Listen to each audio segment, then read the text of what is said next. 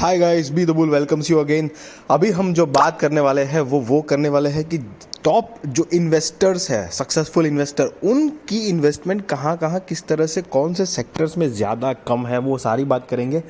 उससे पहले please do like share subscribe my channel. अपने दोस्तों के साथ शेयर कीजिए, फैमिली के साथ शेयर कीजिए, ताकि मुझे ऐसी मोटिवेशन मिले आपके लिए ऐसी इन्फॉर्मेटिव नॉलेजेबल वीडियोस बनाता रहूं, ताकि साथ साथ में आपकी फाइनेंशियल जर्नी और भी खूबसूरत, बेहतरीन, कॉन्फिडेंट हो पाए।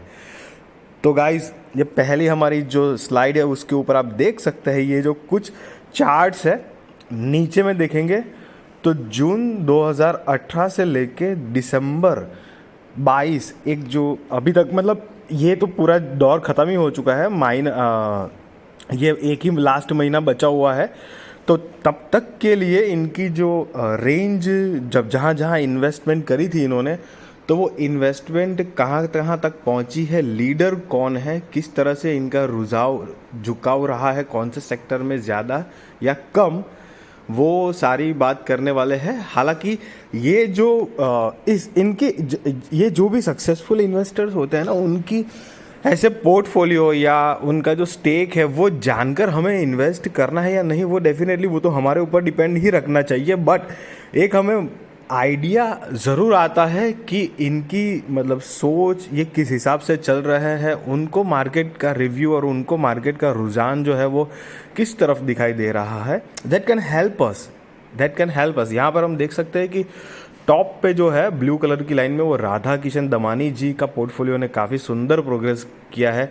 राकेश झुनझुनवाला सर जो है वो तो हम सब जानते ही है। उसके बाद आशीष कचोलिया सर की जो इन्वेस्टमेंट ने, और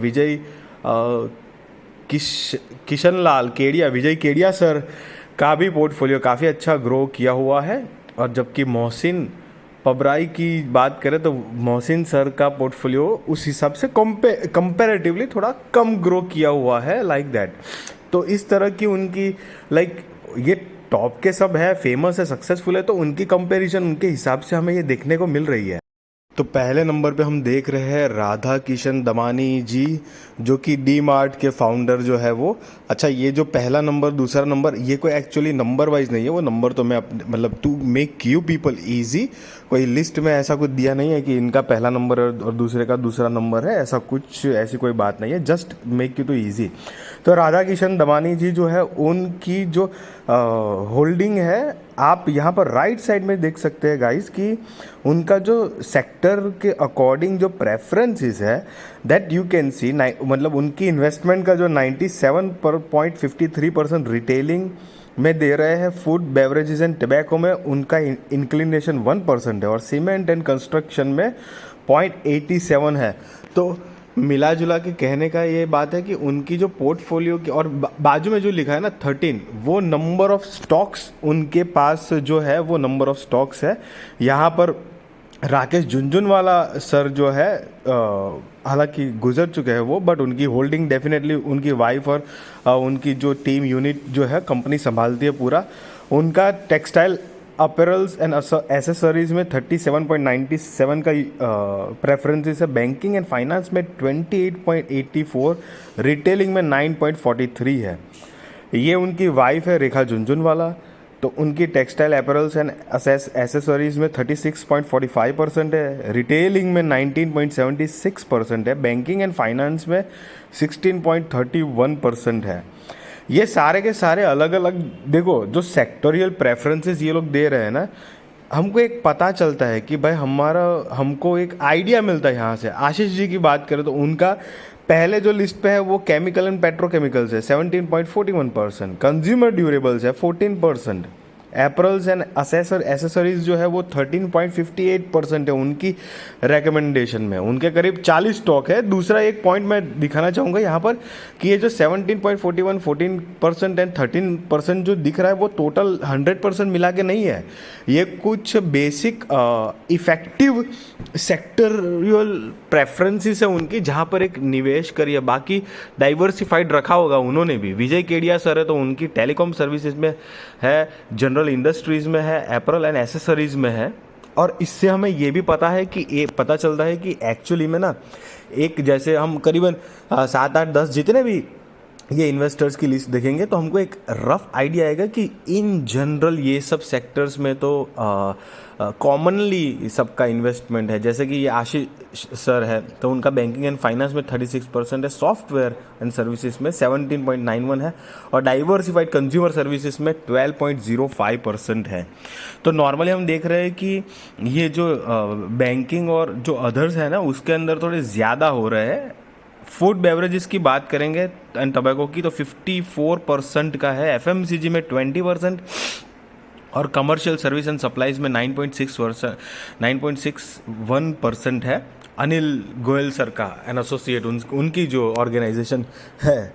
अब सुनील सिंघानिया सर की बात करेंगे तो मेटल एंड माइनिंग में उनका 19.51% है, सॉफ्टवेयर एंड सर्विसेज में 19.29% है, सीमेंट एंड कंस्ट्रक्शन में 11.33% की उनकी होल्डिंग है। टोटल 24 स्टॉक्स उन्होंने यहाँ पर बाई किए हुए हैं अभी फ़िलहाल की। ये सारी की सारी करंट सिचुएशन दिखा रही है।